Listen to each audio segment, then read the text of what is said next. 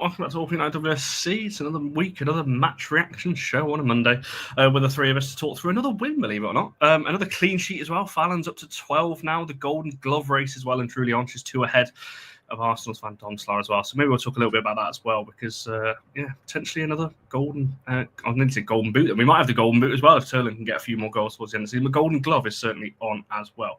Before we get into all the action, I just want to quickly say this, because you did say that you hope I see it. I have seen it. You would have been able to find the Villa preview. You wouldn't have found one for Everton, and you wouldn't have found one for Liverpool, because no one would have been able to, because there wasn't one. However, you would have found there was a Villa one, which obviously was the game in between Liverpool and Everton. But yeah, if you were looking for an Everton preview, there wasn't one, which is probably why you couldn't find it. Various reasons. It's been a busy week, as you will see in the coming weeks, I'm sure. I'll touch on that a little bit at the end of the show. Firstly, how are you both? You both well? Yeah, both good. Thank you. Yes, very chipper. 2 weeks left of the term, so I'm looking forward to a cheeky little Easter break, am I? What about you, Basil? We finish on Friday. Do you? Well, it means that after Easter, we've only got 4 weeks, and then it's half term again. Which is mad for you. We got 5, thank the Lord. Can't be doing the 4 week term. I was supposed to a good PE unit in that. I don't know. Yes, I'm well, thank you. Not too bad at all. How are you, Connor? Yes, all good. It's been a busy old week, isn't it? But yeah, I'm kind of glad it's internationals now. Actually, kind of chance to reset a little bit and just enjoy the 2 weeks, because this run-in, which we're going to talk about at the end, because obviously we have got quite an intense final 4 WSL games, and that's not to mention the FA Cup semi-final. That's also the first game back after the break as well. So we've got one hell of a run-in after this break. So yeah, a good chance to reset, I think, before we get into the absolute chaos of those final 5, potentially 6 games that we've got coming up. What's going on here? I'm not going to get this reference. This is more for you two, I think. Andrew Lincoln, show Teachers. He was also in The Walking Dead, Connor, if you've seen that. Never seen it. Teachers was his first big show. This is why I was confused. I've not seen this thing called Teachers. You're quite young. You'd have been a baby, Connor, I think, when that was on. What was it? A TV show, a film? TV show. Oh, there we go. Yeah, no. What about where you were going? A TV show, film, play? Well, they say it could have been anything. Well, I don't know. There we go. But hello to everyone in the chat as well. Lots of you in here already. Great to see you all as always. And yeah, make sure you're liking the video and subscribing already. There's a lot of you already in the chat, which is great to see. Right, let's talk about the lineup to start with. We saw a couple of changes, obviously a couple enforced. Obviously, Anna Sandberg in for Gabby George, which was always going to kind of be the case with Gabby's suspension. Did we see any other change, or was that the only one? Oh, yes, Dominic Janssen in the back line with Millie Turner out injured as well. Charlie, was you pretty happy with that? Or are we kind of at the point with this squad now where it's the front kind of 5 or 6 pretty much picks itself, and we don't really have too many other options, do we, really, to change things around? So is that kind of what you expected? First things first, I wish that United would post the team in positional order. It's very annoying. I don't know if anyone else finds that irritating. Do you notice that's why, sorry to interrupt you there, but that's why on the All for United tweets, I do it in position order. Because I know it annoys me as well. And it's very much appreciated, because when I first looked at it, I was like, what? Because obviously just scan over who I think are going to be the back 4 and then just look at what the midfield amalgamation is going to be. I was like, I don't get this. I don't understand, because I thought obviously Janssen was going to be playing in centre mid. I thought we were just going for 3 number 10s. But yeah, I was quite, obviously, I hope Millie recovers quickly, because particularly in the running that we've got, we need lots of options, don't we? But I was quietly sort of interested in seeing Janssen play at centre-back, because that's clearly where she was going to play. Because I think the only other time we've seen her there was against Everton in the Cup. I think she came on in the second half and slotted in at centre-back, and she was absolutely brilliant. And she didn't disappoint at all. So it's going to be interesting how that left side of the defence worked, because it was all change, really, wasn't it, from what we've been used to this season. And I think Everton's 2 forwards, 29 and 9, sorry, that's what I kept calling them, 29 and 9, they've been really impressive since January, haven't they? So I was sort of interested to see, and by that I mean slightly nervous with regards to how we're going to cope with them, but we were good. But yeah, apart from that, I thought it went really well. I think Clinton and Toon were better on the same pitch together. There was less getting in each other's way. It was nice to see Clinton getting in and around the box But yeah, it was good. It was also nice to see Bizet playing, because I was under the impression that her and Anna Sandberg, from what happened in the previous game, were potentially done for the season. So to see them both hoppity skipping toot sweet onto the pitch was also a welcome relief. So yeah, good lineup. Liked it. No, absolutely. Very quickly on Bizet, obviously, people didn't see earlier. She has withdrawn from the Norway squad through injury, which I saw a lot of people kicking off about it. I personally think it's a great thing. Not that she's potentially injured. I'm glad she's getting a rest now for 2 weeks. I like them all to withdraw. I like them all to withdraw from international duty, like they would have done under Fergie's watch. Everyone's withdrawing. No one can play. That's what I would want. Yeah, it's good. It's the right thing, isn't it? Yeah, for sure. And a couple of knocks we picked up in this game, Leah and, Grace Jade as well. And I do apologise, James. I believe you're over. Are you, I don't know whether I can't remember, but apologies. That didn't look too good, but she's having a 2-week break. We've got to look at it that way. That's the best way of looking at it. Barry, like I said, in terms of lineup, 2 enforced changes. But is that kind of what you expected? Janssen at centre back and Anna in at left. Yes and no. First things first, I fully agree. It's Stevenage we've implemented, putting them in positional order. I brought that in at the beginning of the season.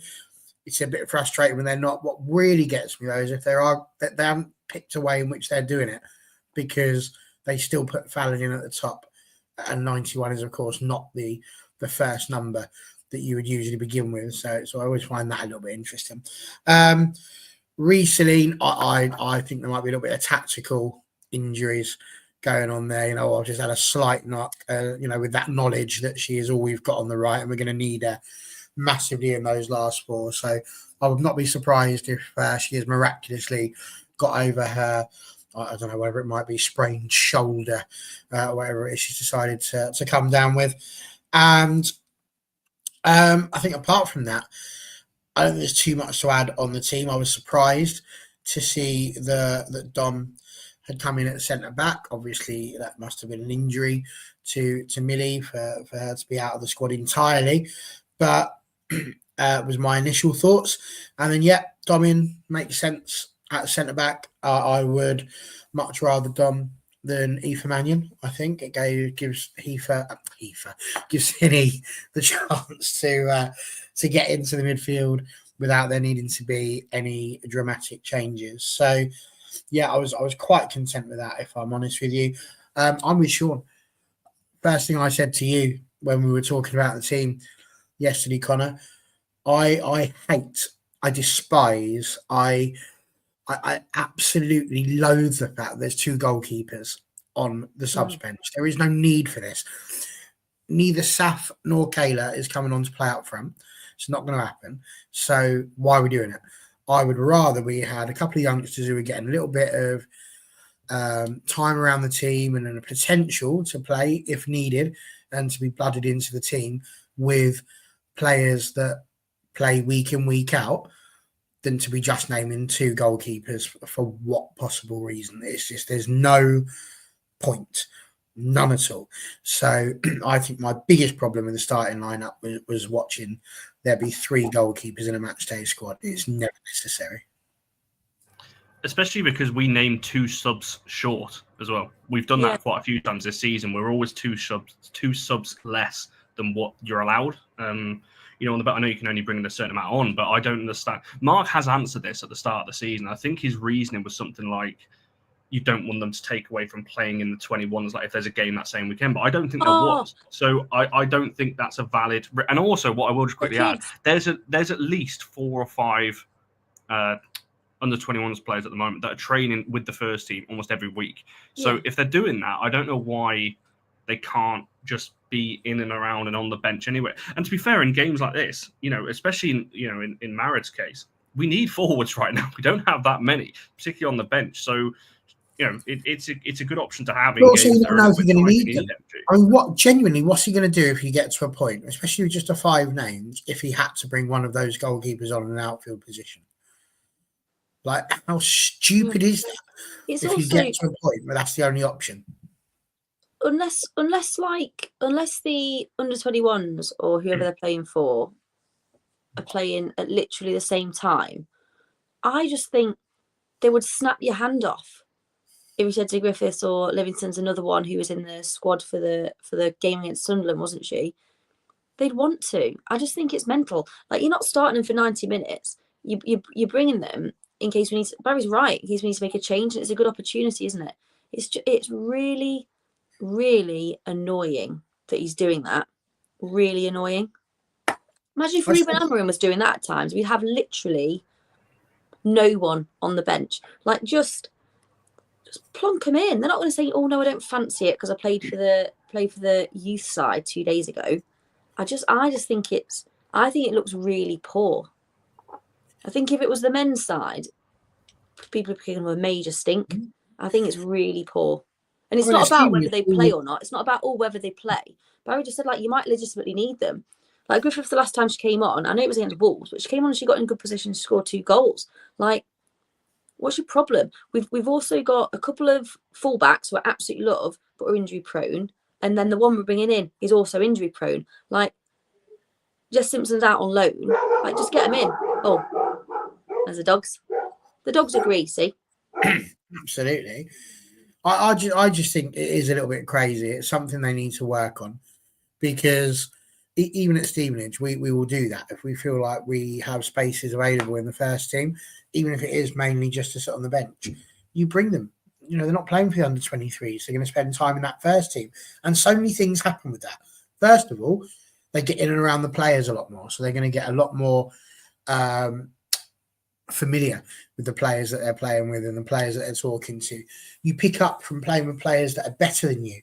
So they're going to get that. They're going to get that experience. And I think it's such an important thing to do. And we talk about building that pathway between reserve football and the first team. To me, this is the one. Like, nobody's saying necessarily that you have to be giving them a shout over other players, but they're not there. You could have plonked 2 players in and still kept your 2 goalkeepers if you really, really wanted to. And he hasn't.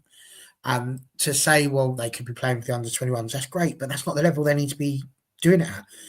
And as the manager, it's all very well and good watching them in the under-21s, but actually you want to see how they can get on as well with the big girls.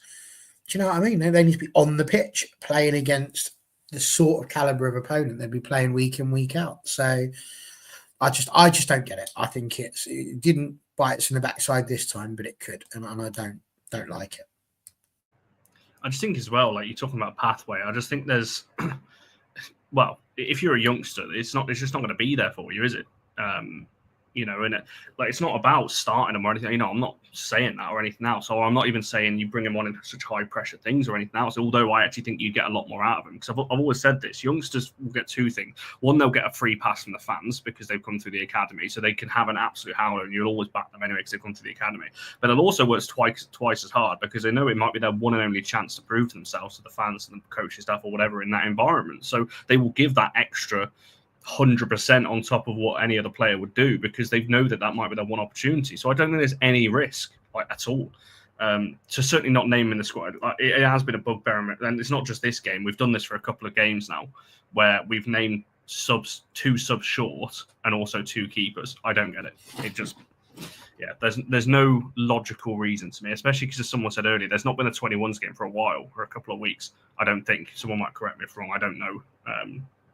For a fact, but yeah, strange one. You know, because I think we could do with them, especially forwards. Forwards is the one for me, because obviously we mentioned about Bizet a second ago. You know, obviously she will hopefully be back for the City game, but if she's not, Mallard, I assume, comes in. Williams is then our only attacking sub on the bench. That's it. If you don't have someone like Griffiths or someone there. So this is what I mean. You need these players, like, not just to give them experience, where we might actually need them, you know, at times, you know, particularly with this run-in. So, yeah, very strange on that one. Right, moving into the first half then. What did we make of this one, Charlie, in terms of the first half? I can't lie to you. I thought Everton... I actually thought Everton were pretty good in the opening 30 minutes or so. And I shouldn't really be saying that on here, but I actually thought that Everton... No, I wasn't worried. They weren't dominating us. They weren't taking loads of shots, but they looked... I mean, they're a good side. You know, they're not a bad team anyway. But what did you make of that first? They had a couple of half-decent chances, didn't they? I think the first 2 or 3 chances fell to them. They had a good first 10 or 15 minutes. I think you can't underestimate how much Everton have improved in recent weeks. I think they've always been a physical side, haven't they? But they've got attackers now that can carry the ball really well and create problems, because we all talked about being a little bit unsure about. I was a little bit worried about their forwards, if I'm being honest, having watched them the previous couple of weeks to see what we're going to come up against, because they have been better. They've also got like Van Havermaet's ridiculous. I always worry about her from set pieces because she's a giant. So yeah, they were good. I thought we were a little bit shaky. Like you said, I wasn't massively worried about it, but then in the back of my head, I was like, I wasn't massively worried at the start when we played Liverpool, and then we saw what happened with that. So I think the goal came at the right time for us. But yeah, Everton were good. Obviously comfortable mid-table now, so that's been a good season for them. I think perhaps we were a little bit unsure with the change in the back line, which was unusual for us. Obviously, having been used to Dominic Janssen being in the defensive midfield role, there's someone else there. Although Hinata Miyazawa is literally the greatest footballer in the world, so it ends up not being a problem. But yeah, they were good, weren't they, Everton, the first little while? But I think after we sort of weathered that storm, cliche klaxon, after the first 10 or 15 minutes, I think it was fairly comfortable for that. They clearly wanted to start quickly and try and get an early goal, and then I imagine make it as difficult as possible for us, but it didn't come for them. And we just built into the game. And I think you're right, from that sort of 20 to 30 minute period onwards, it was very much one-sided. I think they had 3 shots, maybe 1 on target. And I wouldn't be surprised if they were all in that first 10 or 15 minutes. It was a quiet game, wasn't it, Connor? Like, you were there. It was a quiet game. It was really strange because there's a little bit of jeopardy at the moment, isn't there? So it's a bit odd. But I think other than that first 10 or 15 minutes, Everton weren't poor. Like, I think historically teams would turn them over. They were hard at times to break down, and we were fortunate that they made a couple of errors that we benefited from. But yeah, I'm interested to see. I know it's not an Everton show, to see how they kick on a little bit next season with the signings they made. But yeah, they were okay. They were a decent challenge, I think. You mentioned Van Havermaet. You remind me of it. I think it was in the towards like just the start of the second half, and Hinney went to go for a header with her, and she kind of went up towards her. Was like, "Yeah, I'm never getting that." Kind of backed away. It's like the tallest person in the WSL versus one of the smallest. Like, Hinney, you're not getting that. Don't even. Hinney won loads of headers though. She didn't win that one, but she won loads. I know. Well, I want to get to her as an overall performance, because I thought she was just. Yeah, absolutely exceptional. And you are right, just very quick. I don't want to go too much away from the point, but you're right in terms of it being a quiet game. And I felt this, anyone who kind of either watches the game or was in the grounds at the time, in particular kind of in the grounds, when we were going for Champions League in 22-23, obviously I know it was for the title as well, but it felt very tense, and it felt that you could feel it in the ground. I don't know, it feels different this time around. It's almost just like, yeah, just kind of we're getting over the line, we're winning. I don't know. I can't describe the atmosphere to people. It's very flat. It's very much like well, I agree with you. It was a little bit flat. We're just winning each week. It's very strange. It's not like it was before anyway. And we're in similar kind of position. We were closer, obviously, to the title a couple of years ago, but similar kind of positions. I wonder if we'd it can change in a moment, can't it? Like, the Liverpool games were straight, and if you win that, and then City had that second goal allowed and beat Chelsea last weekend, it looks very different, doesn't it?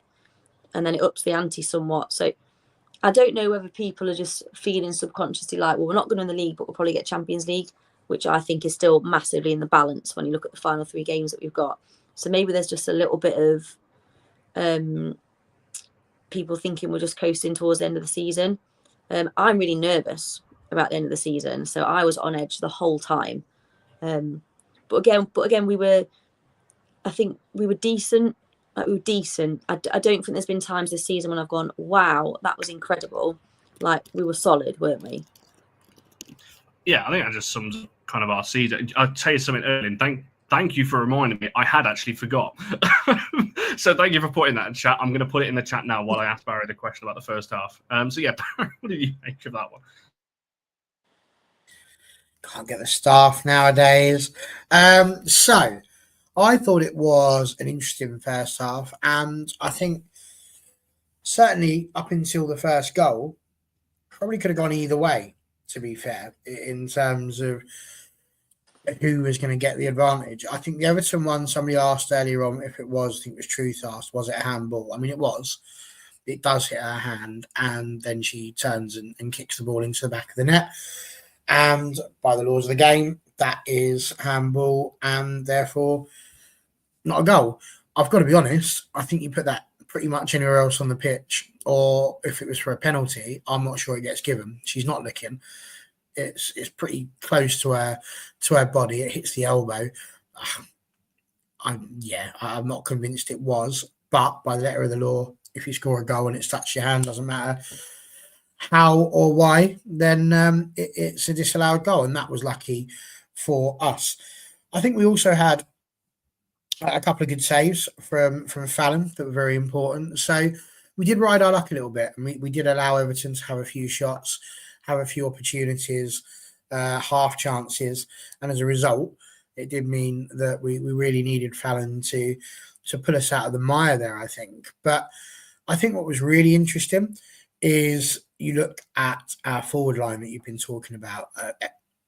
Elizabeth Turland, a shot that was wide from Grace Clinton, playing it into her. You had Celine Bizet doing the same thing, and first time shot from the edge of the box, and off it goes, and straight at the goalkeeper, straight at Brosnan, Pierce's sister. So it was just one of those sort of ones, really, where it could have kind of gone, like I say, either way. I don't think particularly that we were that brilliant and deadly as we need to be up at the front. So, yeah, it wasn't ideal. Again, we'll mention it a lot throughout the first half. There were lots of opportunities for some of our forward players. I think Elizabeth Turland had quite a few. We often talk about potentially her not getting the service or getting the chances, but they were definitely there in this game against Everton, and she just couldn't quite make the most of them, I don't think. But no, certainly up until the goal, I think it could have absolutely gone either way. No, I think that's a fair way of putting it. And I think two very quick comments that I've started. Kevin, you said that play the match list. You think Hinny, Leah, and Gray should be in the four, and all three are, plus Maya Letitia. And the reason why you might have seen me pull like a shocked reaction face is because we 30 votes into the poll, Hinny was on 100%. I've never seen that when I've put a player of the match poll in chat. Usually it fluctuates between a couple of players. 100%, and I think she's still on 90. Oh, she's on 84 now, so it's almost 82 now. It's dropping, it's dropping by the moment. But yeah, quite a big margin that is. And very quickly, Ella said about enjoying the sun. Has anyone else come back from LSB really sunburned? By the way, you probably can't see it on me, but my arm is really red as well, and a lot of people got it yesterday. That wind was making it freezing. It felt like really cold, but a lot of us have come back quite sunburned from the game, which I didn't expect to. Didn't expect to have. There we go. Yes. A lot of people. Georgia, I wish I could insert image here. How bad your birds are, because they are bad. Jemima as well. Yeah, it's really bad, isn't it? Because it didn't actually seem that warm, but loads of people have come back pretty red faced.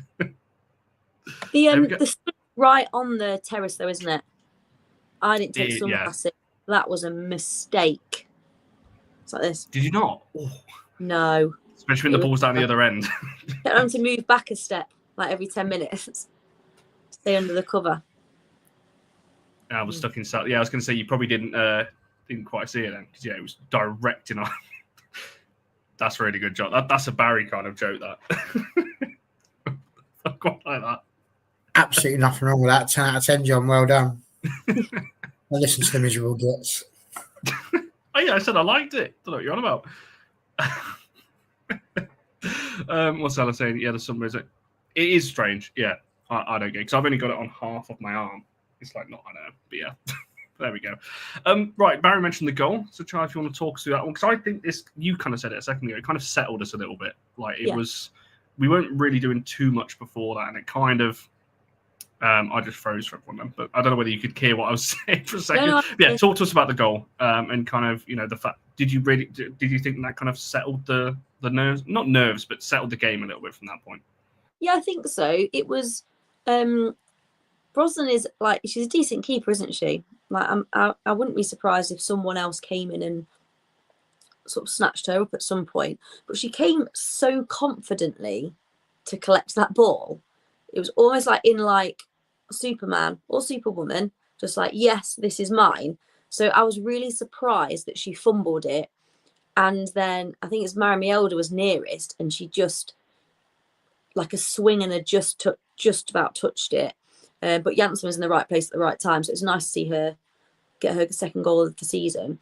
But yeah, I think it was, there's always a danger, isn't there, with United at the moment. Well, not always, that's a ridiculous thing to say. What a ridiculous thing to say. There feels often like there's a situation where if we don't score, it gets a little bit uncomfortable, or we run out of steam, or we lose momentum. So again, yeah, it was important, and it was nice for her just to anticipate it, be in the right place at the right time. We were obviously filling that box, weren't we? And it fell really nicely for her. Thank goodness none of the Everton Giants got the bonces on it first. But yeah, it was just really, really, really poor from the keeper, and not one she'll want to look back at, I don't think. But yeah, really helped us out. But I think Barry's right. I think when it got to half time, I said, oh, I was still a bit nervous. I was like, we should be 2 or 3 up here. Because there was one just after them where the ball fell quite kindly for Clinton. I think she wasn't expecting it, and she got it on the turn.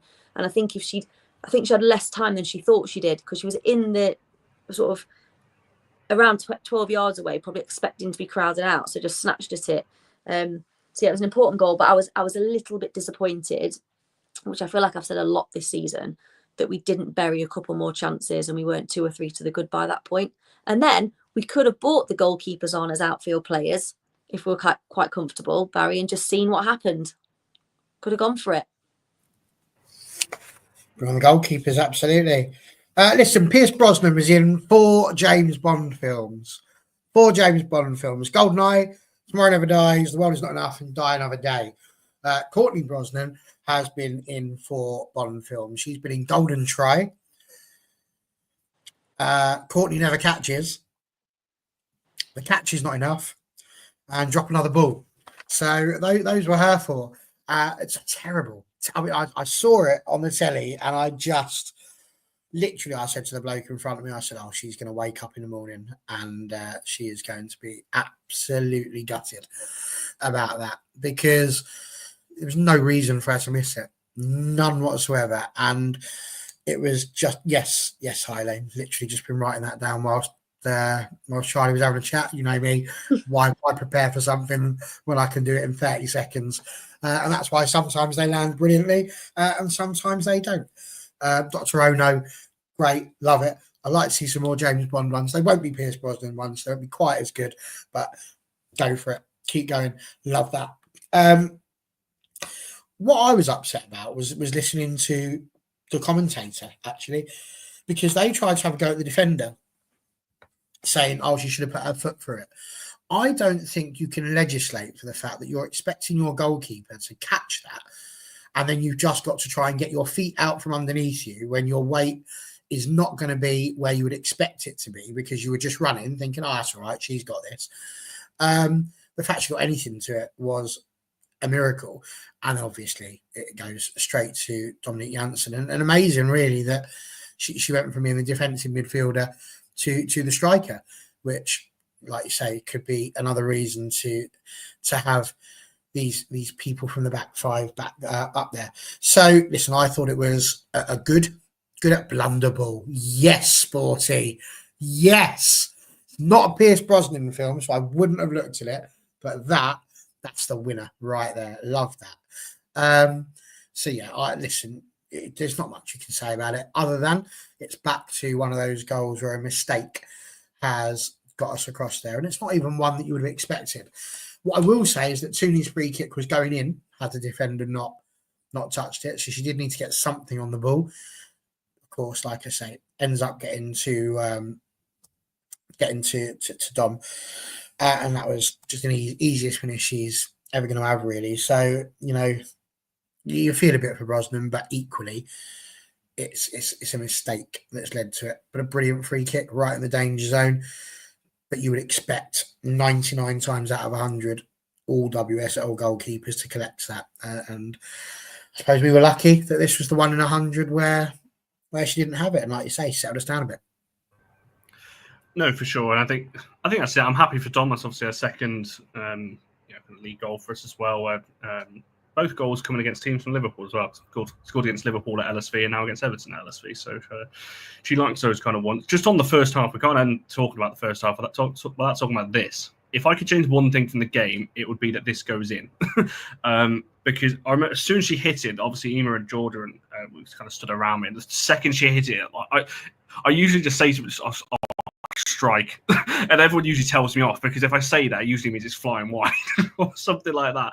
But the swerve on this one obviously just cracks about. And this is I say this a lot actually, and I say this on here as well that kind of at games and and on here that our players can shoot from distance. We've seen it. Grace has got a brilliant strike too, and Maya's got one hell of a strike on her as well. I don't know why we don't do this more often. I'm not saying do this all the time and just take shots from 25 yards all the time, but I don't know why we don't try it more often. We did a little bit more in the second half, but I don't know why we don't do it because clearly the ability's there. The technique, as Gareth's saying, is there passing and shooting wise. But yeah, that would be my one thing. I just wish we'd shoot a little bit more when we get in and around the edge of the box because the ability's there. I think there was a free kick in the set. I don't want to go too much off Pete. There was a free kick in the second half. Janssen scored however many free kicks. She's brilliant on set pieces, and it's like 25 yards. And we tried this weird set play thing that went out wide. And it just didn't really amount to anything. I'm just like, why are we not just hitting that? Like, get someone like Janssen or someone over it and just hit it. If it blazes over the bar, whatever. But like, I don't know. I'd prefer that, I think, than what we see a little bit. Just a little bit too safe, I think, sometimes. Just trying to walk it in. I also quite like we've seen it a few times this season. It was how she scored against Liverpool, but Maya pushing further forward. It's carrying the ball a lot further forward, and obviously the opposition team not kind of being comfortable with that, sort of standing off for a little bit. But I think she's just. I know we might talk about it later, but I think she's another one who just seems to be doing everything so well. And it would have been nice if that had gone in because again it would have capped off a brilliant performance from her. I think she did really well getting the ball forwards, building attacks from the back, which was brilliant, coupled with also having a real handful with the Everton forward. Is it Gago? Like she was having to deal with her. I think it was one of those other games where I turned around to first next to me and went, wow, I didn't realise how quick Maya was. But again, that's something else I've said 4 or 5 times this season. I think she has really grown into being the captain. I think it's been brilliant for her.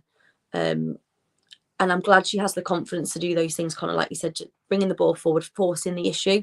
She had another brilliant one. Was that against last time we played Everton in the Cup where she scored it on the half volley?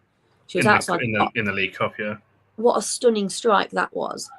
And again, I think it was it second half playing at the back with Dominique Janssen, which maybe gives her a little bit more freedom to push forward and make those things happen. But yeah, it was unfortunate. That was right on the stroke of half time, wasn't it? Because I just ran down the steps because I needed the loo, and the goal was just like ricocheted, just like vibrating for ages. But yeah, it would have been good. I think that would have been amazing. We may as well just quickly talk about Maya before we talk about the second half because she is on the poll. And the reason I put her on there, or I kind of wanted to put her forward, I guess, is because you mentioned obviously Kelly Gago. I tweeted about her and somewhere through the second half, be it off my own account, just being like, I shouldn't really be praising opposition players, but she is just unreal to watch. Reminded me a bit of Ramirez, actually. Like, again, not that I want to remember that 6-0 too much, but the way Ramirez just was all over our backline with the pace and the power. Kelly Gago reminds me of her a little bit in the way that she was, but I thought Maya handled her brilliantly. And just maybe not as quick, just kind of giving her that space a little bit and then timing the tackle. I thought Maya was brilliant at that and not getting bullied because it's easy to get bullied around in those kind of moments. I don't think Maya did. There was a couple of opportunities where Gago got the better of her. That's going to happen. But I thought for the most part, Maya was exceptional. But she's quick as well. Like Gago's quick as well, isn't she? So she's not just a big unit who can bully the back line. She's really quick. Like I said, a real handful. And she was brilliant against, was it Palace they played last week? She was incredible. Shot a goal and assist against them. And we struggled against that Palace back line and it created too much. So I think she did really, really well. I think her and Jade marshalled that side brilliantly throughout the game. No, I don't think it's a surprise really that Maya is doing as well as she is. We all knew what a great player she was. I think this is why there's such frustration we don't see her in and around the England setup as much as we could do, because she's clearly, for me, one of the top defenders in the country. hitting the bar like she did, it was unlucky, really. If that had been an inch lower, we'd be talking about an absolute wonder strike. So, it's always a pleasure when you can see things like that. I also thought we had a couple of other opportunities in the first half as well. Bizet obviously had one that was saved, but I think the big one for me again was the press.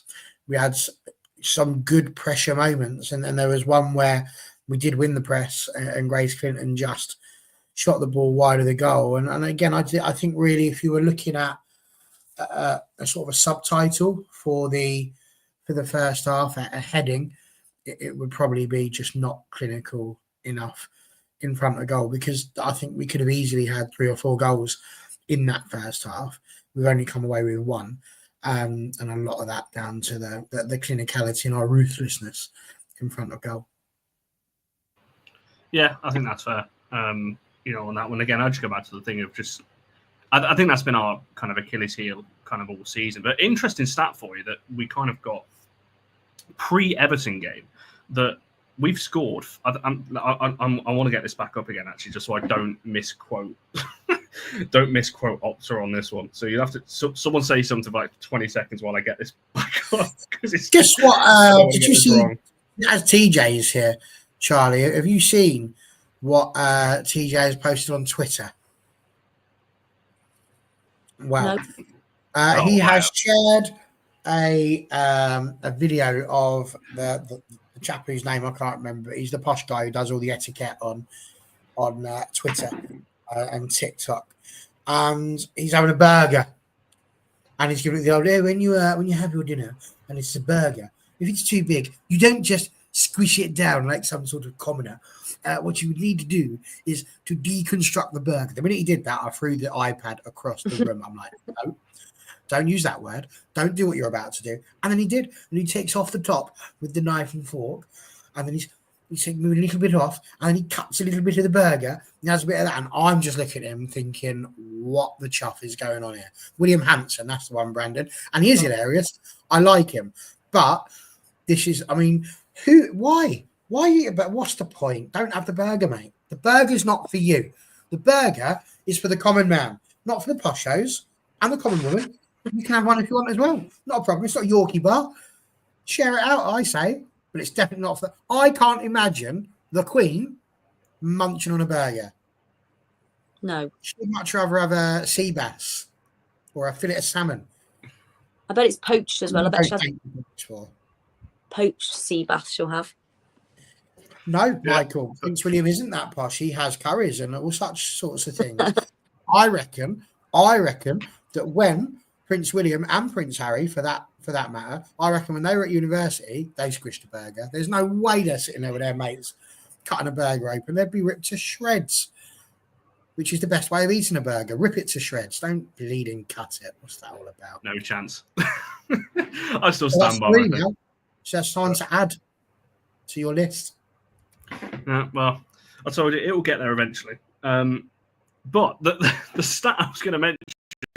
So United, this was pre-Everton. So obviously this has changed ever so slightly, obviously since the Everton game with shot on target. But pre-Everton game, United have scored with 40% of their shots on target, which is actually the best conversion rate in the WSL. Which I can't lie to you, I thought that was false when I saw that, because I was like, surely not on that one. But yeah, 40% of our shots on target have gone in. Which is the best in the league, apparently. Or it was pre-Everton, anyway. I thought you said Everton. Ours? Oh, crikey. So when we get the shots on target, it is 34 out of 84 that we scored. So 84 shots on target pre-Everton. So I don't know how many did we have against Everton? 8? Something like that? Oh, 5 is that just in the WSL? Yeah, just WSL. Yeah, so I found that pretty interesting. But it just shows, I think, we waste a lot of shots, I think. Well, even in this game alone, 15 shots in total, 5 on target. So that's 10 that have gone, wide of the post. So, yeah, I think on that one, it's, again, just that clinicality, like you said earlier, and just a bit of composure, I think, just in the final third. We lashed at a couple of chances, I think. When we talk about the second half, I think the one with Mallard, I think she's got to score that, if I'm being honest. She's a couple of yards out and she side foots it for some reason. I don't quite know why, from where she is. And you could say it's a good save by Brosnan, but it's almost straight at her. From where she is, I think she's probably got to score that. So, yeah, I don't know. But I thought that was an interesting start anyway. It's an interesting start. I'll be very intrigued to see how many shots we've had off target, though. I can get that for you if you want. Thought you might. Not mid-show, but I'll get that. Not mid-show. What's the point here? I can try and find it now for you if you want. Right, Charlie, I'll ask you the question about the second goal then. Grace Clinton, is that her 7th now in the WSL that she's on? She has 6 or 7 on that one. But what do you make of this one? I think this one's probably all in the movement of Galton, to be honest. I know Grace obviously gets into a good position, but Galton, for me, this is typical Leah Galton wingers play for me. Kind of beating the defender against the byline. Yeah, drops the shoulder, beat the defender, just really direct. It's what we're used to seeing from her, isn't it? And she said after the game that she'd said to Grace, you just need to get in the box, make those runs into the box and we'll find you. And it's a really well taken goal, actually, because it's fired at her really hard. Galton whips it across the 6-yard box, so she does well to get something on it and direct it. Because I think that's a more difficult one than it looks. I know it's really close, but the technique and how she has to control it into the net, I think, is difficult when the ball's coming at you at such pace. And it was deserved. I think we were worthy of that second goal. But again, probably should have been more. But it's good for Grace. Obviously scored that absolute worldie in the last game. Scored an important goal. It was an important one yesterday to get the second goal and make it comfortable for the last little while. And another assist from Galton. And there's been increasing calls recently for her sort of not to be playing so much or needing phasing out. And I think the last 3 or 4 games for her, for me, I think she's been back to some semblance of her best of what we've seen from her. So yeah, nice goal all round. Well, Galton in particular is on 5 goals, 2 assists now in the WSL this season. Now, don't get me wrong, I still think if we're going to be competing in the Champions League, that side he's looking at. But as I said on the last show, long term, I think this season I think the job she's done has been underappreciated a little bit. I think she's worked incredibly hard and she's done her bit. We talk about them not being clinical. She's done her bit, I think. Yeah, as I said, I think both things can be true. I don't agree with you. I think her work does go unappreciated sometimes. But I do think, like you said, longer term, looking at that potential, because she's older than I thought. Not to be ageist, but she's 31 in May. So look at it. She's actually I still look at her as like kind of 26, 27. But so longer term, I do think that side potentially he's looking at. But Barry, in terms of the goal itself, again, do you agree with Charlie there that kind of on Galton in particular that maybe we're seeing kind of her back to her best a little bit in the last couple of games? Yeah, I mean, let's not forget that Leah Galton was wanted in the England squad, but she just didn't want to play international football. So as a result of that, we need to recognise the fact that she is a bloody good footballer. And I've said this many times, I think she gets the PP end of this stick quite often in terms of the way that people talk about her. But actually, I think she is really quite an important player for the club. And when she's on it, she's absolutely unreal. And certainly the last few games, she has 100% been on it. I think she is somebody who, in this game, was one of my players of the match for certain. And in fact, I probably would have given it to her. I can see why that she was given the player of the match at the weekend. I get it. I think she was absolutely amazing. And people are going to go for Hinny because that's the cool person to pick right now. Everyone wants to give Hinny everything. And that's good, but you've got to recognise that Hinny's got a level. And if she's just doing that level week in, week out, that doesn't necessarily make her the player of the match all the time. I think there needs to be a bit more than that. And Leah, for me, was putting crosses in. She was putting tackles in. She was everything you would want from a wide-sided forward, and as opposed to a central-sided forward, which I don't think you can have. Just a wide forward, I think we'll go for there. She also had a cross in just prior to that for Elizabeth Turland, again, which she didn't get into contact with. So I just think that, it was from that and the fact that the Queen didn't take that opportunity that the ball gets recycled back round for Hinny to be able to pop that into the box. And like I say, superb work from Leah. used her strength, gets the ball across there quickly. I still don't know how Grace Clinton got that ball in. I can't tell if it was a left-footed flick, if she's back-heeled it. It's so quick and the camera angles are so poor that being able to see it that I genuinely don't know what part of her feet she used. She could have been doing the river dance for all I know. There was no way of telling how that ball had gone in. But either way, that's the speed that we were talking about. That was drilled across, and Grace Clinton was there. So I think it was a really good goal. And I'd also say that there was a lot of talk about the goals settling us down. I also think we then saw a lot less from Everton. And I think a big change for Everton that they made around about that time was Hayley Ladd coming off. So just a big shout out to Mrs. Ladd, because quite clearly she's had quite a good impact on that Everton midfield. No, for sure. And I think it's I'm with you. You're on. It's funny actually that the guys around me back me up. Like, we didn't actually know who had scored because they didn't really celebrate. Like, Grace didn't, like, it wasn't obvious from where we were stood that Grace had scored. So I had to wait for the announcement to go around the stadium to realise who had actually scored, so I could tweet out Grace Clinton goal, because everyone ran to Leah, or it seemed like that anyway. Half the squad ran to Leah. So I was like, oh, is it like an own goal, or what's going on here? Obviously, until you watch it back, obviously great finish from Grace. And it's good to see Grace, actually, she's on the pole obviously today. It's good to see her actually getting, I still stand by, I still think Toon and Hinney have been our best midfield trio this season, when you look at the season as a whole. But Clinton's still a very good footballer, and we're seeing that again in more recent weeks, which is going to give Mark Skinner a bit of a headache when Millie's back, obviously, post-break. What he does with that midfield, because obviously he's not going to keep Janssen there. Millie will come straight back in, you'd imagine. So I don't really know what he's going to do. As long as Hinney doesn't come out, I don't really care what the positions are, I'm being totally honest, on that one. Just very quickly on that, what did we think of the Dom and Mayer partnership? Because I've been calling out for this since the very first game of the season, and I still stand by. I think that'll be our best partnership. What did you make of it, Charlie? It's the first time we've really seen. Well, it's the first time in the WSL we've seen it. What did you make of that one? I thought it worked really well. The reason I think it worked really well was because at no point was I moaning about either of them. So that's why. So it's almost like the absence of error or issue shows you that it worked quite well. I think Dominic Janssen, we knew this when we got her, and we've seen it at times when she's been DM, that she builds play really well. She passes the ball really well. She looks unfazed when defenders are running at her or trying to take her on. She's just really experienced, isn't she, at the highest level?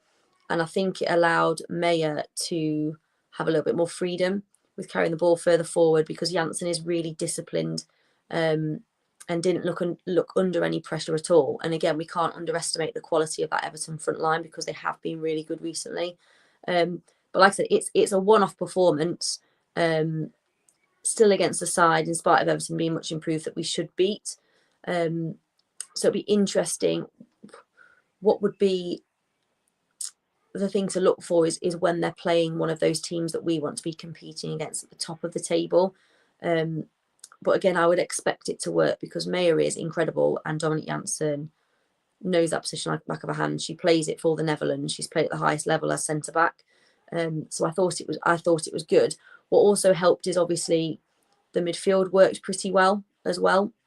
Whereas historically, that sort of combination of the three that we had yesterday hasn't always been the best combination to play, hasn't been the most fluid, hasn't been the most effective, and that worked well. But again, that could have been helped by the fact that Dominic Janssen was behind them in the centre-back role. But yeah, it'll always be an interesting one to me that she didn't just come straight in and slot in that position.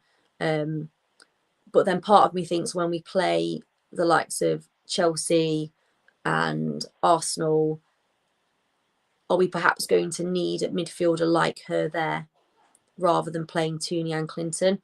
And it's whether he changes it now depending on the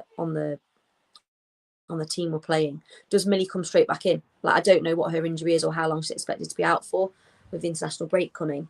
But I certainly liked what I saw. I wouldn't worry about it if that was our centre-back pairing going forwards.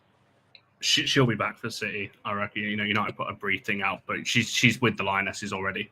So I would imagine that she'll be back for City on that one. But I think Sporty makes a good point. And the one thing I noticed, I know that people are talking about Dom had a bit of a shaky start, because I think the whole team did. I don't think it was just a Dom thing. But I've said this repeatedly. The reason why I think Dom looks better at the back, purely because, one, that's her position, but also because in midfield, you've got to be aware of everything around you. She's got to look back to get the ball off the two centre-backs. She's got to look forward to play it forward. When she's at centre-back, everything's in front of her. She only has to look back to get the ball off Fallon, which you'd hope is very rare, in terms of building up possession. So she can play the ball forward from the back. I think she looks a lot more comfortable at doing that, rather than being in the sixth position where she's got to pick up Hinney's much better at this than Dom is, picking up those little, pockets of space to receive the ball off the centre-backs, because of just the players that they are. That's just not in Dom's game. However, as I've said in the last couple of weeks, I think Dom's got better this season in midfield. I don't think she's been bad, but for me, I still prefer her there because of that. I just think we progress the ball a lot easier through the midfield, with kind of Hinney there and Dom a bit further back. But yeah, I don't expect too much change. I mean, we've got 5, potentially 6 games left now. Like I said, I think if Millie's fit, and to be fair, defensive record speaks for itself on that one anyway. So I don't know why you would change it now. With only a few games left. So if there's a ref in the chat, Ian, I'm looking at you if you're still watching it, about is there a cut-off for yellows? Because this is a really good point. We were talking about this post-game. Mayer and Clinton both on 4 yellows, which obviously is 1 away from a suspension. So with this running we've got, that worries me a little bit, but I don't know if there's a cut-off or not. I would imagine if there was, it would have happened by now. So I don't know. I really don't know what the answer is to that. But yeah, certainly Mayer I'd be looking at as a worry, because I don't believe they carry over in terms of the FA Cup. So I don't think even if she got it in the Cup, it would carry through to West Ham. I think it's only WSL. Highland saying no, can't be if Gabby got suspended last game, which is a good point. There wouldn't be a cut-off now, would there? It wouldn't make sense to have won 4 games in the end. I can confirm, having looked at the essential information for clubs posted by STCFC, whoever they are. Let me just zoom this in because my glasses aren't doing what they could do. It says in the WSL, talks about your accumulations, but the cut-off point up to and including is NA. So absolutely, they will carry on all the way through. There we go then. So Mayer and Grace have got to be very careful. Because we were saying this as the game was going on, because I knew Grace was, obviously Mayer's now on 4, but I knew Grace was on, and I was almost just like, Grace, just maybe get a yellow here, because West Ham, although a very tough opponent, are going to be the easiest of the 4 WSL we've got. It's almost like try and get yourself a yellow now to miss that West Ham game, so you're ready for Chelsea, City, Arsenal. Whereas now, I personally don't see Mayer not picking up another yellow, in these remaining games, or Grace for that matter, just because of the nature of games that they are. So it's going to be tough. It really is, on that one. So, yeah, it's a good point. I'm pretty sure we were at one point the team with the most yellow cards in the league. I don't know whether we still are. This was a couple of months back. I looked at that. Let's have a look. I'm not sure. I'll have a look. No, that's what I was talking about. They don't, as far as I'm aware, they don't carry over. It's WSL only. So there we go. Yeah, there we are. We're still the highest in terms of yellow cards. Who'd have thought? Cool. Is there anything else on the? We should probably look at individual play, because I do want to quickly talk about the running. With this kind of final 4. But I do think it's worth mentioning whilst it's on the poll as well. I've spoken about a couple of the other players. Grace and Hinney, I think we should probably have a quick chat about those two. Barry, I'll start with you first in this one. In terms of those two, I think you put Grace forward as well for the poll. So if you want to talk to us about her and Hinney as well.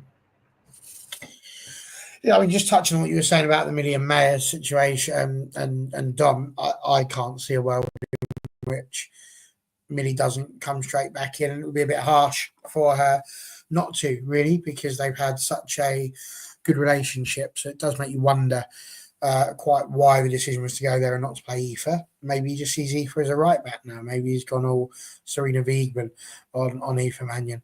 But it's possible. You're laughing at me. That's the same way I react when people tell me that May is just a right back. Although she would certainly be better than certain players there. With regards to Grace and Hinnie, listen, I think what's nice to see is that we've had a couple of games now where Grace has played alongside Ella, and nobody's sitting there mentioning, oh, they can't play together. They've got to learn to play with each other. You know, it's not easy if you're Ella Toon, who's been one of the driving sparks for Manchester United since its inception or rebuild in 2018. You know, you kind of need to give the opportunity for her to share that and to find a way of working with someone who's going to be there. Let's not forget we've played double pivot effectively for an incredibly long time now. So to be in a situation where we're putting a single pivot effectively and putting two further forward isn't an easy thing to get used to. So they both need to find that way, you know, to work. It's like a new pair of shoes. You've got to go walking for it in a bit so it starts to feel comfortable. And it's only if it starts giving you blisters that you go, actually, I don't like this pair of shoes. There's no blisters at the moment, so why would we want to swap that? Hinnie has been superb. I see High Lane pointing out there that people were scoffing when Mark Skinner said they could use her as a 6, and she's actually done all right there. I think there's a lot mentioned about, you know, 6s, 8s, 9s, 7s. Like it's like a bloody game of cards. Midfielders just play midfield, and they've got certain roles that they've got to do. Some people need to be defensive, some people need to be forward playing. But I think probably the best thing you've said today, Connor, was your point about being able to see all the way around. And that is the big thing. It's the reason why so many centre midfielders drop back into centre back when they start losing the legs, because they can still scam the game incredibly well, but they only need to do it the forward bit. They're not having to sit there worrying too much about what's going on behind them, because generally that would be offside. So they're all good. I think Hinnie is amazing however she goes, whether she goes forward, whether she goes backwards, all of those things I think she's incredibly good at, and it's a superb midfield. But I still think the thing that we're missing, because I believe that every club needs it, is a right horrible person. You need them. You need those people that are going to break up play and that aren't very pleasurable to play against. You need your Katie McCabe's. You need your Erin Cuthberts. You need these players that are going to get in, not be too worried about the tackle, and get the ball for you. And Hinnie's not that player. She'll be brilliant. She'll put herself about, but not to that level. She's too nice. Same for Grace, can sort of do it, but as we see, she's better going forward as well. And you can say Skinner got rid of that player. I mean, I'm not sure Hayley Ladd was a nasty player. She was a good player. She was technically good, but I'm not convinced she was Erin Cuthbert-esque or Katie McCabe-esque. So I think that's the only thing that is very much... you know, could argue City like someone like that. Exactly. And where are they right now? It's my point exactly. So, you know, the teams that have them are first and second, and the teams that don't are third and fourth. So there's my point. And no, Gabby doesn't mind a tackle. Last thing I'd say, yellow cards definitely don't carry over to the FA Cup. It is only the WSL, as appears on that rather wonderful document that I think was blinking wonderful. So there you go. Charlie, would you tend to agree with that in terms of Hinnie and Grace? Yes. I think Miyazawa has just been incredible, like absolutely amazing. And there's no shying away from the fact that when she's not played or when she's been dropped for whatever reason, the performances haven't been as good. I think she's just so forward thinking. There's a couple of things she does really well. I think she's really forward thinking. She often looks to play the ball forwards, and if she's not playing it forward, she still plays it quickly. So it's difficult for the opposition to set up well against her and know what she's going to do.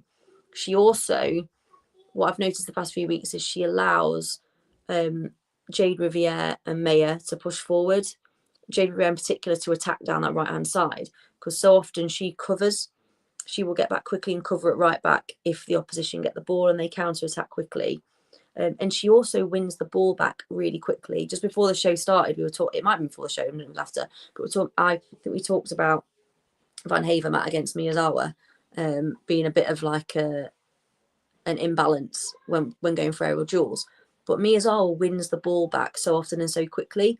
And one of my favourite things she did in the game yesterday, and it's because when I was a kid that played football, and it's something I say to my daughter now, is it's not all about what you do when you've got the ball, it's about when you lose it. So when you lose the ball, what's your reaction? Is it poor body language? Is it looking for someone to blame? Or do you work really, really hard to win the ball back? And there was a point in the game yesterday where she lost possession of the ball and she just harried and chased and she won the ball back within seconds. And that's where I think she does have a little bit of an edge that some of our players don't have. I still agree with Barry. I think the closest we've ever been to nasty midfielders was that phenomenal night, Barry, that we had at the Emirates when we won 3-2. And I remember my brother saying, your two big lads in the middle were horrible. And he was talking about Zellerman lad kicking and pulling shirts and just doing things behind the referee's back. And I think you're right. Talk about Erin Cuthbert there, Barry, who, when Chelsea played Arsenal, Kate McCabe was given a yellow card, and then Kate McCabe gave a bit of this to the referee, and Cuthbert was straight in there. You know what she just said? What she just said to you? What she just said to you? And Kate McCabe gets sent off. So I do think we missed that. Like we saw it. I was having a bit of a moan about it at the game. Every time Everton got a free kick, they stole 10 yards, 10, 15 yards at times. When the referee wasn't looking, they just moved the ball forwards. And we just don't do stuff like that. There's still that bit, I think, that needs to come from us, that sort of gamesmanship that we lack at times. But back to Miyazawa, best absolute player I've ever seen in my life. She's the best player that's ever lived. I think she's been our player of the season for me. No, I tend to agree. I think Truth put this earlier because James put a tweet out, and I was just still having a look there. So the games that Miyazawa's not played in the WSL, she didn't feature against Arsenal. We drew 1-1. She didn't feature against Villa at all. Drew 0-0. Didn't feature against Chelsea. We lost. Played every game since then in the WSL. Apart from Liverpool, she didn't start. We lost. And obviously all the other games we won. So I think there is something in that. Like I said, it's not everything when you look at that kind of thing. So obviously it can be a little bit listing with games playing whatever else. But I tweeted this yesterday.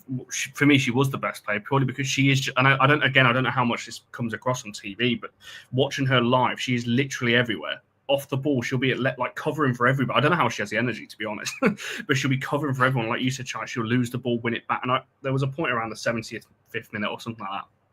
You know, I was talking to Ema and Georgia. I got my phone. I was like, oh, just have a look at the stats. Every stat is 100%, 100% tackles, 100% duels, 100. That is so rare when you're looking at that in terms of those things, and always 90+% pass completion as well. And for someone in her position, that is also rare because you're playing the riskier passes and whatever else into the final third. So yeah, I thought she was phenomenal. And like I said, with Grace, I think we're seeing a better Grace in recent weeks, which is good as well. I just want to say also that ball Miyazawa played through to Turland, and Turland didn't quite get on the end of it. I think that was second half as well, because we had a really good angle of it because we were right behind it, just like pinpoint just through like 3 Everton players, and it was such an unexpected ball. That's why I think Turland wasn't quite on the pace, because she wouldn't expect that to happen. But I think she's just so good. She's so important, I think, now for us. No, for sure. And JJ makes a good point. The Japanese players in the league in general, like just at all clubs, are looking brilliant. You know, I've said this. I think they're amazing. We saw it at the World Cup, didn't we, technically, how good they were. If you made an 11-a-side team out of all the Japanese players that have come into the WSL over the past year or two, and Hasegawa as well, I think they would just walk it. Just technically so good, aren't they? Well, I know that obviously they didn't go on to win the World Cup, but people forget obviously Spain went on and won it, but Japan battered Spain. Yeah. You know, in the group, I think was it 4-0? They beat them. Like, they were a very good team with very good technical players. And I think I say this a lot, and people just think I'm saying just buzzwords, but football intelligence is a big thing. And like Japanese players in general, obviously Henny we're talking about here, absolute bucket loads of it. And I don't think you can underestimate how important that is. You know, to have someone like that and the understanding of the game, as you said, obviously with off the ball. You have the ball for a couple of minutes in a game for the most part, like you as an individual player. You touch the ball for maybe 5-10 minutes at the absolute most if you add it all up over a game. So your off the ball work is always more important than what you do on it. And I think that's what we're seeing, you know, with her. And you know, it's not just her. I know we're just specifically talking about her, but I think other players have raised their game as well because of her kind of in and around it. What's bigger, Hinney's stamina or Connor's quiff? I'd bat my hair at the moment because I've had to postpone my haircut 3 times. So Also, I'd bat my hair. which one would we miss more, Barry, if it wasn't here anymore? It's got well. That's a harder question because that requires emotional responses. There is a couple of questions. I've just started one of them. I'll come back to that in just a second. So I don't want to before we come to play in the match. I don't want to quickly look at the running because as people mentioned, West Ham away is now, I think, going to be a lot harder. I think people are now starting to realise how tough that game is actually going to be. They've taken points away from Chelsea, which is the first team, I believe, to do that at Kings Meadow this season. They should have beaten Arsenal, really. I think they were winning twice in that game by 2-goal margins. They took points off City as well. So they are a good team at the moment, especially against the teams at the top. So our running, obviously, if people know, final kind of 4 games. We don't know when the Chelsea game is going to be yet. Obviously, that's been rescheduled, obviously, to a midweek. We just don't know when. But West Ham away, I'm going to do it in order that it's currently in, even though it's going to move. But Chelsea, City, and Arsenal. So maximum 12 points we can get, which would put us on 54 points. That's the maximum we can get. City, obviously, 7 behind at the moment. I guess the question is, are we getting top 3 from this position? We need 2 wins out of 4 from where we're currently at, or a win and a draw against City is what we need right now. Yeah, that's the thing, isn't it? That's the thing that people are forgetting is we could, people say if we beat West Ham, and take a point somewhere else. But if City win their 4 games, they would leapfrog us, wouldn't they? So, is that right? No. No? Well, what are you saying? If we win... If we beat West Ham and then we go on to take a point off the other 3, it's got to be off City, hasn't it? If City win all 4 games. Yeah, it's got to be off them. I think we come away with 5 points and we just do it. So 5 would put us on 49. So you're banking on City. Can City even get 49?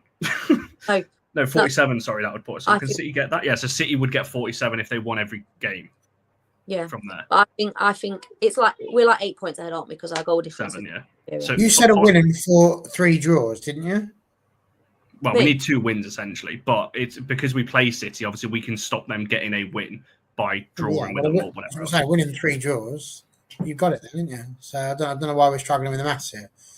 No, well, this is my point, right? It's really dependent. On my maths that I did a couple of weeks ago, I think we get it because I think we beat City at home. I don't think we beat Chelsea, and I don't think we beat Arsenal. But I think we beat West Ham, we beat City, and that'll be enough, is what I think will happen. Well, if we beat City, they can only get 9 points. So yeah. But if we lose the other 3, they can overtake us because we're only 7 behind. So I personally think we beat West Ham. Whether you get them that way or whether you get them by 3 + 1 + 1 + 1, that's still 6 points. Yeah. So are we all agreed? Do we think we're getting it from here? If we put you on the spot right now, are we finishing in the top 3? Are we all saying yes or no? God, I still think we're winning the league. I'm not looking at that. Listen, everybody's going to sit here and laugh about it again, but it's 6 points the difference. You beat Chelsea, it's 3 points the difference. They've drawn 2 in their last 6. Everyone's talking about West Ham. They've won 2, drawn 2, lost 2. So their form's all right, but I reckon the goals will be up for it. They'll have an international break. They'll come back. They'll go and beat West Ham. And then from that point on, it's do or die, and we have to go in there with that ability. Chelsea have not got the easiest of situations either. They've got to play against a Crystal Palace side who are in must-win territory. They are literally in the death throes of playing in the WSL. So that's their first game. That's not a guaranteed 3 points, not by any stretch of the imagination. And they're always poor after an international break. So there's very easily the opportunity that they might draw that game. They've also then got to play us. Now, if they've drawn a game and we've won one, we've gained 2 points on them. We beat them. We're a point behind Chelsea. A point behind Chelsea. I will just say that one last time. A point behind Chelsea. I'm waiting for you to get to their finals too. Moving into the last bits. Then we go and play Manchester City. They've got to play Spurs away. Again, Spurs, they're a funny old club, aren't they? quite often an absolute pile of manure. But I was going to say they're in the worst form in the league. And then we get to go and play Arsenal, and they have to play Liverpool. Now, we've seen Liverpool again, very Spurs-esque in that respect. They could walk off and get absolutely pumped. They could do what they did to us. And if they do that, then I think that's not too bad at all. Flipping Liverpool. Doable. It might not happen, but what's the point in being a fan if you can't be bothered to have a little bit of faith? It's the one thing George Michael told you should have. Well, no, my faith is for the top three. It's Why just different levels of faith. That? Because that is a very, very good season for me. Particularly where we were at the start of the season. It's an all right season. Oh, no. Very good season if winning the league. If we finish top three and win the FA Cup, any fan, I think, would have snapped your hand off at that at the start of the season compared to where we were last year. And to be fair, compared to where we were earlier in the season. After we drew to Villa, I thought we were finishing fifth again, to be honest, after those three back-to-back draws. So I will fully take second or third. But yeah, I think we're on the basis there that all three of us say yes. So, yeah. There we go. But we'll wait and see. Like I said, West Ham is obviously a big one. And I do agree it is one game at a time. You know, West Ham should be, and the team will be doing that. You know, this is purely hypothetical when we're looking ahead like this. But the team have to. To be fair, they've got City first. That's the team's job. It's not our job. Our job is to dream because we're fans. There's too many of you out there that think you're the new Pep Guardiola or whatever, and you're sitting there, one game at a time. Do me a favour. We're fans. It's our job to dream. As far as I'm concerned, winning the Champions League next year. Come on. We're fans. Come on. You reminded me of conversations from yesterday now, talking about booking Airbnbs and all sorts from all over Europe. Going on. I do agree, though. It's just fan behaviour. In what you do, Palace fans will still think they're staying up. They won't, but they'll still be dreaming that they're staying up. So football's meant to be escapes. It's been taken over by rich people and morons in the men's game, but the women's game doesn't have such dramas. It's cheap, it's available, and you can love what's going on. And I'm telling you now, dreams. That's what it's all about. Dreams. Alex Ferguson had dreams. He had dreams that he was going to knock Liverpool off his perch, and that seemed ridiculous when you considered how many league titles they'd won compared to us. And look what happened. They were royally dropped. Don't get me wrong, they're going to level it up this year, but that's life. They only had one to catch up on. We had about 13. So let's be absolutely clear. You've got to dream. Dream the impossible dream. They can come true. Well, as I said, we'll wait and see. Obviously, we'll be there covering it all. I said we could lose all four, drop out the top three. Or, as Barry said, there could be scenarios where potentially we go on. Someone did make the point in chat earlier on, though. The good news is there'll be no guard of honour at LSV for Chelsea now, which was a big worry of mine because I can't stand stuff like that. So, yeah. Fail. I straight up said first game of the season we were in the league, and I just ain't changed my mind since. You call it delusional. I call it dreaming. Dream on, dreamer.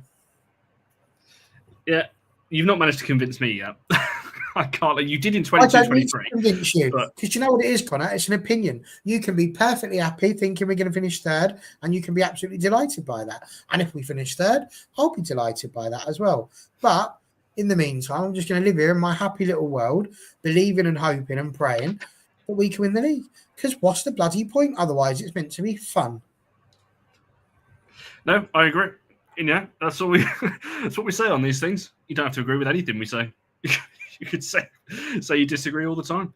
But there we go. Right, speaking of disagreeing and things like that, let's come to the player of the match. Oh, someone's not got a vote. Can someone go and drop a vote on for me? Because I don't like it when someone's on 0%.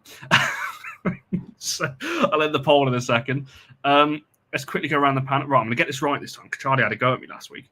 Charlie, who have you voted for on your match? If no one had worked it out yet, obviously I voted for Hinata Miyazawa. She's the best we've ever seen. I've said it all. I've run out of superlatives for her. She's the midfield engine. She makes us tick, I think. She's like Paul Scholes, but not a walking yellow card. Yeah, I think that's fair. She had a yellow card this season.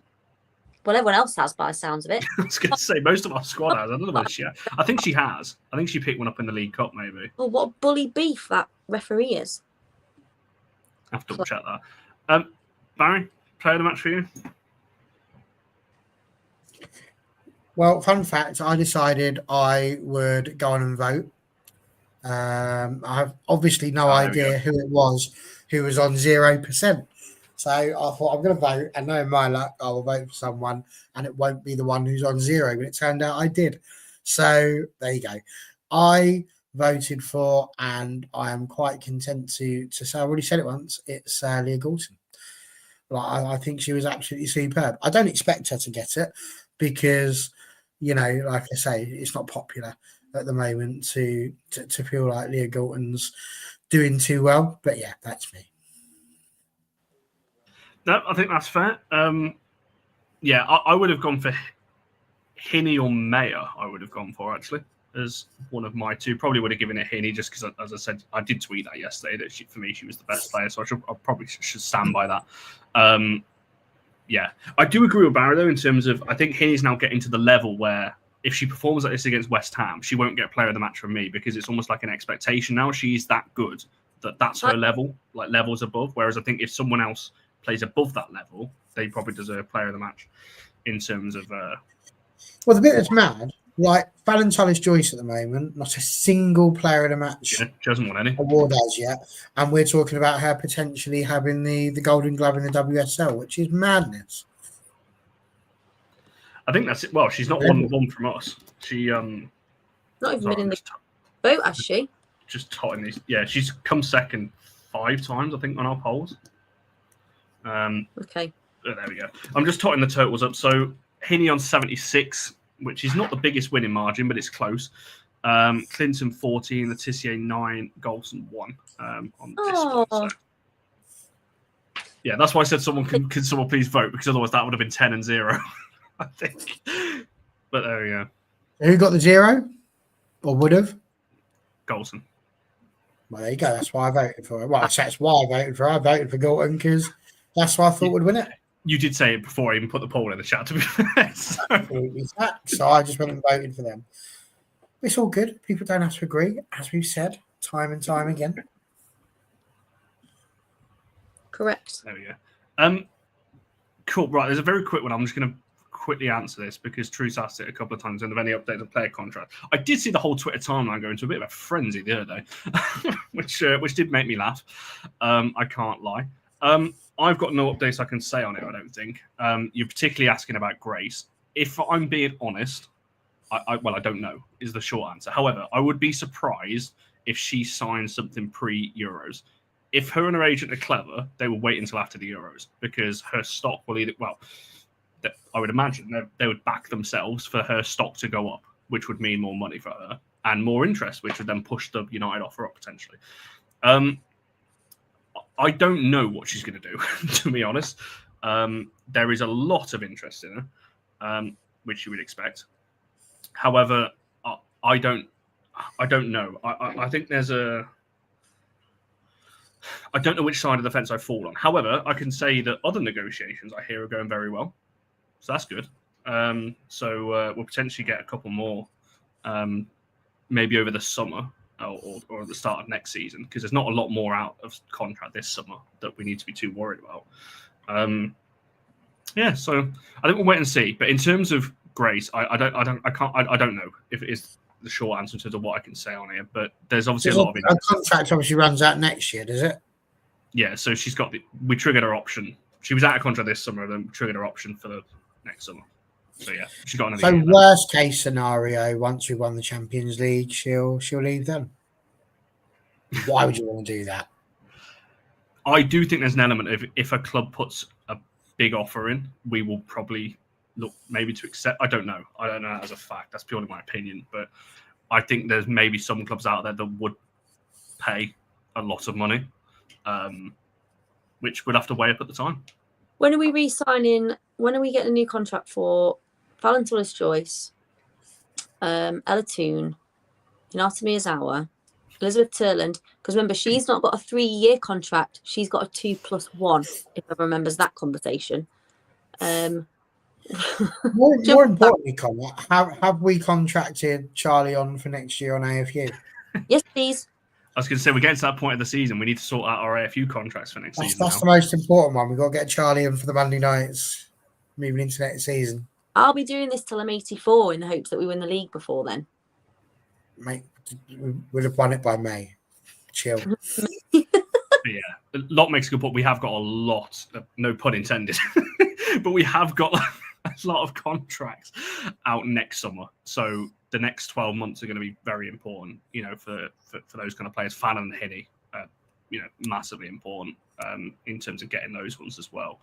But yeah, apologies, not really much of an update. However, there was another question in terms of when you're talking about contracts, as people have referenced, today is the day or the deadline for the option in Mark Skinner's contract to be triggered for the year. Now, I know obviously the club aren't blind to it, and neither are we. Every tweet we put out, there's always the same kind of responses. I will be amazingly surprised if there's not a new contract. I am 98% sure we will see a Mark Skinner new contract by the end of the season. So on that, I think obviously the deadline say for the option, we'd have heard something by now if that was getting triggered. So I don't know. That's purely just my thing, but I would be amazed. I'll just be surprised if he's not over next season. Everything he's saying, we've seen the Barada thing as well, and just other stuff that you kind of hear, the odd thing or whatever. And he was there. Big thing to shout out. We actually had someone from Top Brass come to watch the women's game at the weekend with Omar Barada being there. So it was good to see, and good to see him actually speaking about the team. I know obviously the interview was on the United channels, but so yeah, that was really good to see, because we've not seen that a lot this season. But yeah, I think lots saying there about obviously our target, which obviously the club has set out this Project One thing, alongside with the men's thing about winning the league by 2028. My assumption is that Mark will get a 3-year contract, which my maths isn't that bad, but 3 years from now is 2028. So that's my assumption, that they're probably looking at that and going, right, that's the target, win the league by then. I don't know, but what about when we won it in May? Oh, we'll be 3 years ahead of schedule, won't we? Did you get a contract and a statue? Where would you? There's a thing though. Where would you put a statue for any women's team representatives? Because obviously Old Trafford there. Outside New Trafford. I'm not calling it that. No point putting it at Old Trafford. You're just going to knock it down. Stupid people. I'm going to need to disappear. I've got to dip, I'm afraid, Connor, because I'm 2 minutes away from needing to be on the other channel. Oh, of course you are, yeah. Yeah. Do you want me to round the show off then? Because to be fair, I was just about to anyway. Well, you like your bus. But yeah, make sure you like this video, subscribing. Obviously, it's international break. Usually we're a bit quieter during international break. We have got a couple of things coming out of the international break, a few specials to look forward to. So hit the notification bell on if you haven't already, because trust me, you're not going to want to miss them. So keep your eyes peeled for those. All of our socials, All for United WFC. Thank you, everyone in the chat. As always, you've been absolutely brilliant. And yeah, should see you guys in the next one.